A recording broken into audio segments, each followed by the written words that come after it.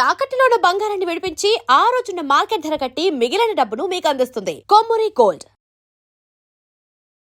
నమస్తే, నేను ముఖేష్. జూలై 27 తారీఖు నుండి డిసెంబర్ 11 వరకు శని వక్రగతి అయితే జరగబోతుంది. ముఖ్యంగా ఈ శని వక్రగతి మార్పు వల్ల ద్వాదశ రాశుల వారికి ఎలా ఉండబోతుంది, ముఖ్యంగా ఏ రాశిపై ఎటువంటి ప్రభావం చూపబోతుంది, అదేవిధంగా ఆ రాశికి సంబంధించినటువంటి ఆరోగ్యం, ఐశ్వర్యం, ధనం, ఉద్యోగం ఇటువంటి వాటిలలో వీరి ఈ శని వక్రగతి ప్రభావం ఏ విధంగా ఉండబోతుందో తెలియజేయడానికి ఈరోజు మనతో పాటు ఉన్నారు వేదిక్ ఆస్ట్రాలజర్ శ్రీ గోనుగుంట్ల సురేష్ బాబు గారు. సార్ నమస్కారం. సార్ ముఖేష్ గారు నమస్కారం అండి. ముఖ్యంగా శని వక్రగతి అయితే ప్రారంభం కాబోతుంది. 138 రోజుల పాటు ఈ శని వక్రగతి ప్రభావం ఉండబోతుందని జ్యోతిష్య శాస్త్రం చెప్తుంది. ముఖ్యంగా ఈ శని వక్రగతి వల్ల ద్వాదశ రాశుల వారు ఎవరైతే ఉన్నారో మేష నుంచి మీనం వరకు వీరికి ఎలా ఉండబోతుంది అంటున్నారు. వీరు చేసే పనుల మీద కానీ వీరి ఆరోగ్య రీత్యా కానివ్వండి, వీరి వ్యక్తిగతంగా వీరిపై ఎటువంటి ప్రభావం చూపనుందంటారు? ఓం గం గణపతియే నమః, ఓం శం శనిచ్చరాయ నమః, నమో నమః. సో ముందు శని భగవానులకి చక్కగా నమస్కారం చేయడం చాలా ఇంపార్టెంట్. శని అంటే ఏంటంటేనండి లేట్ అని మీనింగ్ అండి. శని చర అంటే మూవ్ అవటం, శని చర అంటారు అనమాట. శనీశ్వరుడు అంటారు కానీ యాక్చువల్గా మీనింగ్ శని చర అంటే చరం అంటే కదలటం అనమాట. శని అంటే లేటుగా, శని అన్నింటినీ లేటుగా కదిలిస్తుంటాడు కాబట్టి శనిశ్వరుడు అంటారనమాట. ఇప్పుడు ఏం జరుగుతుంది, ఒక 4.5 నెలల పాటు అంటే 27వ తారీఖు ఈ మంత్ నుంచి 11th డిసెంబర్ వరకు ఈ 4.5 మంత్ శని ఇప్పటిదాకా క్లాక్ వైజ్ డైరెక్షన్లో వెళ్తున్న శని రివర్స్లో వస్తూ ఉంటాడండి.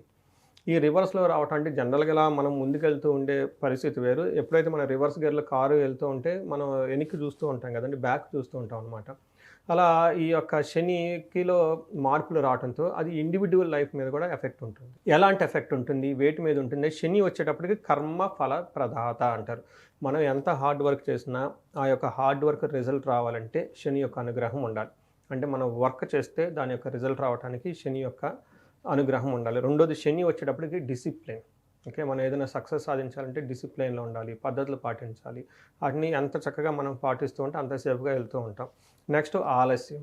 శని ఏం చేస్తాడు, ముందుగా చెప్పుకున్నాం ప్రతిదాన్ని ఆలస్యం చేస్తూ ఉంటాడు. ప్రతిదాన్ని పరీక్షలు టెస్ట్ చేస్తూ ఉంటాడు అనమాట. శని క్వాలిటీ కంట్రోలర్, క్వాలిటీ చెక్ చేస్తూ ఉంటాడు అనమాట. ఎక్కడైనా బాగలేతే మళ్ళీ వెనక్కి కుట్టేస్తూ ఉంటాడు అనమాట ఫైల్. అంతే కదండి, ఫైల్ ముందుకు వాళ్ళని ఎక్కడ తేడా ఉంటే ఏం చేస్తాం, వెనక్కి మళ్ళీ రిటర్న్ పంపించేస్తాం అనమాట. ట్రాన్సాక్షన్ ఆన్లైన్లో ముందుకు వెళ్ళిపోదు అంటే శని ఆటంకం పెట్టేశాడు అని చెప్తారనమాట. అంతేకాకుండా వైరాగ్యం.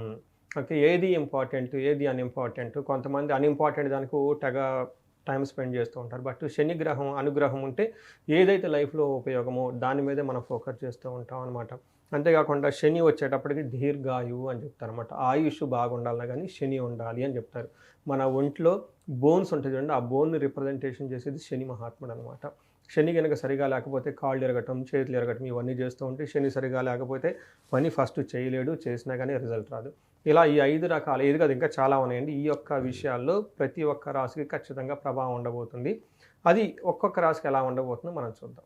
ముఖ్యంగా మేషరాశి వారికి శని వక్రగతి ప్రభావం వల్ల ఈ 138 రోజులు వారి భవిష్యత్తు ఎలా ఉండబోతుంది అంటారు?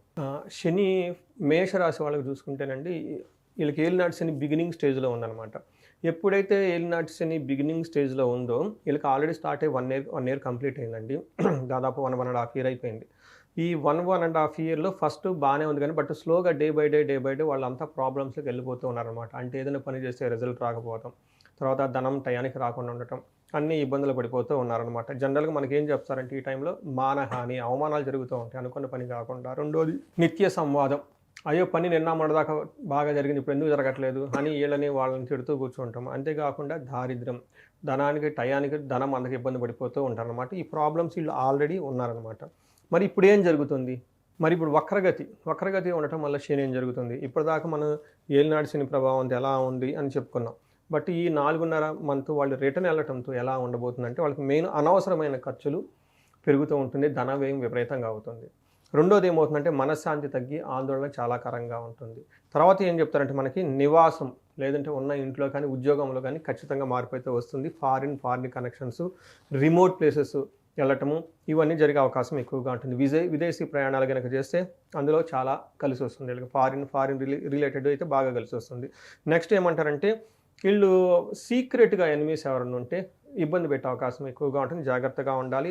దానాలు ధర్మాలు చేస్తే చాలా కలిసి వస్తుంది. ఆధ్యాత్మిక చింతన చాలా బాగా కలిసి వస్తుందని మనం చెప్పుకోవాలన్నమాట. అందులోనూ మెయిన్ ముఖ్యంగా ఏంటంటే వీళ్ళకి ఫస్ట్ ఏలినాటి శని ఉండటంతో అనవసరమైన భారాలు అవన్నీ కలిగేది ఎదురుంటే అక్కడి నుంచి ఉపశమనం వస్తుంది.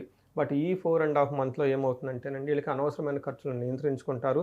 తర్వాత ఎప్పుడైనా కనుక రాంగ్ డైరెక్షన్లో కనుక వర్క్ చేస్తే మళ్ళీ దాన్ని తిరిగి పునరుద్ధరించుకొని రైట్ డైరెక్షన్లోకి వెళ్ళడానికి బాగా ఉపయోగపడుతుంది. తర్వాత మనకి ఇంకేం చెప్తారంటే ఓవరాల్గా చూసుకుంటే ఈ టైంలో ఇంకా పాత టైంలో ఏదైనా కనుక అప్పులుంటే ఈ టైంలో చెల్లించే అవకాశం ఉంటుంది. రెండోది వాయిదా పడిన ప్రయాణాలు ఏమైనా ఉంటే ఈ టైంలో చక్కగా ముందుకెళ్ళే అవకాశం ఉంటుంది. పాత వాటికి ఏదైనా అపార్థాలు వచ్చుంటే ఆ అపార్థాలన్నీ పోయేసి చక్కగా ఉంటారని చెప్పుకోవచ్చు. తర్వాత ఈ టైంలో వీళ్ళు ఎక్కువగా ధ్యానము, జపము, తర్వాత ఆధ్యాత్మిక శక్తిని ఎక్కువగా కలిగి ఉండే అవకాశం చాలా ఎక్కువగా ఉంటుందండి. బట్ ఓవరాల్గా మనకేం చెప్తారంటే ఈ టైంలో 3వ దృష్టి ఉండటం వల్ల ధనం రావటంలో ఆటంకాలు ఉంటే ఆటంకాలు పోయేసి లైన్లోకి వస్తే మనం చెప్పుకోవాలన్నమాట. 7వ దృష్టి ఉండటంతో ఏముంది శత్రువులపైన జయం జరిగే అవకాశం ఎక్కువగా ఉంటుంది. పాత కక్షలు అలాంటివి ఏమైనా ఉంటే కనుక ఒకసారి రివ్యూ చేసుకునే అవకాశం ఉంటుంది. అంటే ఏమవుతుందంటే 10వ దృష్టిలో ఉండటంతో తండ్రి వద్ద లేదంటే గురువుల పైన కొంచెం ఇంట్రెస్ట్ చూపించే అవకాశం ఎక్కువగా ఉంటుంది. పాత విషయాలను మళ్ళీ ఏదైనా ఉంటే కనుక చూసుకొని అంటే ఈ 4.5 మంత్ రివ్యూ వర్క్ అండి. అంటే ఇప్పుడు ఏలినాడ్సిన ఫస్ట్ ఫేజ్లో అయితే వీళ్ళు అనుభవిస్తూ ఉన్నారు వాటిని ఒకసారి మళ్ళీ వెనక్కి రివ్యూ చేసుకొని మళ్ళీ ముందుకు వచ్చే అవకాశం ఎక్కువగా ఉంటుంది. శని వక్రగతి వల్ల ద్వాదశ రాశుల వారు అంటే మేష నుంచి మీనం వారికి ఎవరైతే ఉన్నారో వీరు ఈ 138 రోజుల్లో ఎవరికి కలిసి రావట్లేదు అని అనుకునేవారు ఏ పరిహారం చేస్తే ఏ మంత్రం చదివితే వీరికి బాగా కలిసి వచ్చే అవకాశం ఉందంటారు? ఇక్కడ పరిహారాలు ఎలా చేసుకోవాలంటేనండి మనం చిన్న రాయి తగిలింది, చిన్న రాయి, మనం ఏం చెయ్యం, ఓకే వెళ్ళిపోతాం. అంటే చిన్న చిన్న ప్రాబ్లమ్స్ వచ్చినప్పుడు టేక్ ఇట్ ఈజీ. కొన్నిసార్లు పెద్ద రాయి తగిలింది, ఏమవుతుంది, బ్లీడ్ అవుతుంది. ఇమీడియట్గా మనం పసుపు మన ఇంట్లో హోమ్ రెమెడీస్ చేసుకుంటాం అనమాట. ఇంకొన్నిసార్లు ఇంకా పెద్దది తగులుతుంది, అప్పుడు ఏం చేస్తాం, బ్రాండెడ్ ఏదో వేసేసుకొని ఒక 2-3 డేస్ వెళ్ళిపోతాం. ఇంకా పెద్దది తగిలితే కట్టేసుకోవాలి కదా, రెస్ట్ తీసుకోవాలి. అప్పుడు ప్రొఫెషనల్స్ హెల్ప్ అవసరం అవుతుంది, మనం చేసుకోవడానికి కుదరదు. డాక్టర్స్ వెళ్ళాలి, వాళ్ళు ఎక్స్రేలు తీసుకోవాలి, సమస్య తీవ్రతను చూస్తూ ఉంటారు అనమాట. ఇది ఎందుకు చెప్పానంటేనండి సమస్య తీవ్రత చాలా సీరియస్గా ఉన్నప్పుడు ప్రొఫెషనల్స్ హ్యాండిల్ చేయాలి. అందుకని నేను రెమెడీస్ 2 రకాలుగా చెప్తా. ఒకటి ఇంట్లో మీ వంతా మీరు చేసుకునేకి చిన్న ప్రాబ్లమ్స్ ఉంటే పోతుంది. బట్ చాలా సీరియస్గా ప్రాబ్లమ్స్ ఉంటాయి, జాబులు పోతుంటాయి, తర్వాత ఉద్యోగంలో లాస్లు వచ్చేస్తాయి. అప్పటిదాకా బాగున్న వాళ్ళు పర్టికులర్గా నేను ప్రతిసారి చెప్తూ ఉంటానండి, వాళ్ళ ఏజ్ 40 ± ఓకే 45 ± 5 years ఉంటే 40 to 50 మధ్యలో ఉండి కెరియర్లో బ్రేక్ వచ్చింది మాకు, అప్పటిదాకా ఫ్యామిలీ ఓకే ఒక 10-15 years కెరియర్ ఉండి ఈ కెరియర్లో ఈ టైంలో వీళ్ళకి సడన్గా బ్రేక్ ఎందుకు వస్తుంది? వెరీ కామన్ సెన్స్ అండి. మన సైన్స్ ప్రకారం ఎక్స్పీరియన్స్ ఉంది, ఓకే అవకాశాలు ఎక్కువ ఉంది, మనం ఎంగేజ్లో ఉన్నాము, బట్ ఈ టైంలో సడన్గా ఎందుకు వచ్చిందని ఆలోచించుకోవాలి. అదేంటంటే సమస్య వీళ్ళ లెవెల్లో లేదండి, ద బియాండ్ ఉంటుంది వీళ్ళకి సంబంధించి. వాటి మన జ్యోతిష శాస్త్రం చాలా క్లీన్గా చెప్తారు. జనరల్గా మోడర్న్ సైన్స్లో ఏమంటారు మిడ్ లైఫ్ క్రైసిస్ అని చెప్పేసి వదిలేస్తారు, దానికి సొల్యూషన్ లేదు. హార్మోనల్ చేంజెస్ అంటారు, అదంటారు, ఇదంటారు, రకరకాలు చెప్తూ ఉంటారు.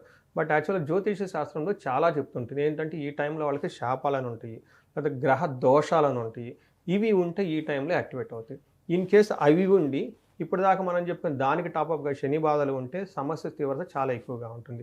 రెండోది ఇప్పుడు ఏలినాటి శని దశలు నడుస్తూ ఉంది ఎవరెవరికండి, కుంభ, మీన, మేష.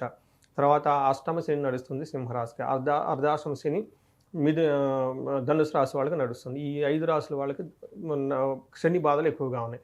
వీళ్ళు తీవ్రత చాలా ఎక్కువగా ఉంటుంది. అందులో ఈ గ్రహ దోషాలు ఉండి ఏదైనా శాపాలు ఉండి వాటికి ఈ 5 రాశుల వాళ్ళకి కలిసి ఉంటే ఇంకా పీక్ లెవెల్లో ఉంటుంది.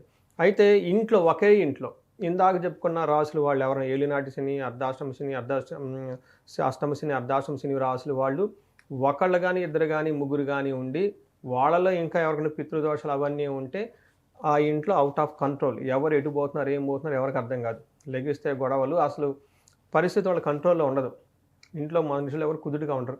దీన్ని హ్యాండిల్ చేయాల్సిన పరిస్థితి డిఫరెంట్గా ఉంటుంది. నేనేం చెప్తానంటే పరిహారాలు 2 రకాలు చెప్తాను. ఒకటి నార్మల్గా ఉన్న వాళ్ళకి ఏంటంటే ఇంట్లోనే చేసుకునేది ఏంటంటే శని పిప్పలాద స్తోత్రం అని ఉంటుంది. దీన్ని ఉదయం సాయంత్రం చదవటం చాలా ఇంపార్టెంట్. హనుమాన్ చాలీసా ఉదయం ఒక్కసారి చదవటం ఇంపార్టెంట్. వీటితో పాటు లేదంటే హనుమాన్ కార్యసిద్ధి మంత్రం చదువుకున్నా కానీ ఒక ఎనీవన్. నెక్స్ట్ శనివారం వీళ్ళు చక్కగా నవగ్రహాల దగ్గరికి వెళ్ళేసి శనికి నువ్వులతో తైలాభిషేకం చేసుకుంటే సరిపోతుంది. ఇది మనకి హోమ్ రెమెడీస్ లాగా చేసుకోవాలి. అయితే ఇంకొన్ని రెమెడీస్ ఏంటంటే కొంచెం మనం స్ట్రెచ్ బయటకు వెళ్ళిపోయి వేరే వాళ్ళకి సేవ చేయటం, గుళ్ళల్లో సేవ చేయటం, హెల్ప్ చేయటం, పూర్ పీపుల్కి ఇలా సేవ చేస్తే ఇంకా బాగుంటుంది. ఇది కూడా మన లెవెల్లో మనం డబ్బులు ఖర్చు పెట్టుకునేది కాకుండా చేసుకోవచ్చు. ఇంకా డబ్బులు ఖర్చు పెట్టుకోకుండా చేసేది ఏంటంటే ఉదయాన్నే యోగా చేయటం, మెడిటేషన్ చేయటం, ఈ తర్వాత కొంచెం ఎక్సర్సైజులు చేయటం. ఇవన్నీ మనకు చాలా కష్టమైన పనులు అనమాట కదా. ఎస్. చాలా కష్టమైనవి. బట్ అలాంటి చేయలేం. బట్ అలాంటివి చేస్తూ ఉండాలి. శనికి ఎక్సర్సైజులు ఇవన్నీ చేస్తే కలిసి వస్తుంది. ఇది కొంచెం టఫ్ అయింది. ఇంకా టఫ్ అయిన ఉంటుంది. ఇందాక మనం చెప్పుకున్నట్టుగా చాలా సీరియస్గా ఉన్నవాళ్ళు ఇవి పరిస్థితి వాళ్ళు హ్యాండిల్ చేయలేరు కాబట్టి ప్రొఫెషనల్స్ రావాలి. అప్పుడు ఏంటంటే అండి, శనికి సంపూర్ణ శాంతి పూజలు అని చేయాలంటే శనికి జపాలు, దానాలు, హోమాలు, తర్పణం అని చెప్పేసి ఇది బ్రాహ్మణుల దగ్గరికి వెళ్ళేసి ఆ మంత్రసిద్ధి ఉన్న వాళ్ళ దగ్గరికి వెళ్ళిపోయేసి వాళ్ళ దగ్గర ఈ పూజలు చేయించుకుంటే శని అనేవాళ్ళు శాంతి పడతారు. అంటే దానితో పాటుగా శనికి అధిష్టాన దేవత దక్షిణ కాళీ అమ్మవారు అనమాట. ఈ దక్షిణ కాళీ అమ్మవారికి సంబంధించిన జపం చేయించుకొని ఇంకా మన్యు పాశుపత అభిషేకం అని ఉంటుంది. అంటే కార్యజయం వస్తుంది. ఎవరైనా కనుక ఎక్కడైనా ఆగిపోయి ఉంటే కార్యజయం రావడానికి శత్రు బాధలు విపరీతంగా ఉంటారు. పద్దాకలు వీళ్ళ మనాన్ని ఇల్లుంటే వచ్చి ఇబ్బంది పెడుతూ ఉంటారు అన్నమాట. అట్లాంటి వాళ్ళకి శత్రు బాధలు పోవడానికి. మూడోది ఏం చెప్తారంటే వీళ్ళకి ధన ప్రవాహం కావాలి. అందుకని చెప్పేసి మన్యు పాశుపత అభిషేకము, శనికి సంపూర్ణమైన శాంతి పూజలు చేయించుకుంటూ ఉంటే చక్కగా ఈ ప్రాబ్లమ్స్ నుంచి చాలా వరకు తగ్గిపోతాయి అని చెప్తారు. అంటే పోతాయి అని చెప్పేసి అనకూడదు. ఇంకా మనం ప్రాక్టికల్గా చూస్తే ఒక 70%, 80% ప్రాబ్లమ్స్ అన్ని మనం తగ్గించుకోవచ్చు. ఈ పూజల యొక్క ప్రభావంతో వాళ్ళకి లైఫ్ అనేది ఖచ్చితంగా నెక్స్ట్ లెవెల్కి అయితే వెళ్ళిపోతారనమాట. ఇలా వాళ్ళకున్న సమస్యను బట్టి ఇండివిజువల్గా వాళ్ళు ఇందాక బాగా క్రైసిస్లో ఉండి ఇబ్బంది పడిపోతున్నాం అనుకున్నప్పుడు ఖచ్చితంగా ఒకసారి జాతక చూపించుకోవటం, జాతక చక్రం చూపించుకోవటం చాలా చాలా ఇంపార్టెంట్. ఎస్. సో ముఖ్యంగా ద్వాదశ రాశుల వారికి శని వక్రగతి వల్ల ఎలాంటి ప్రభావం చూపబోతుంది అని చాలా చక్కగా చెప్పున్నారు.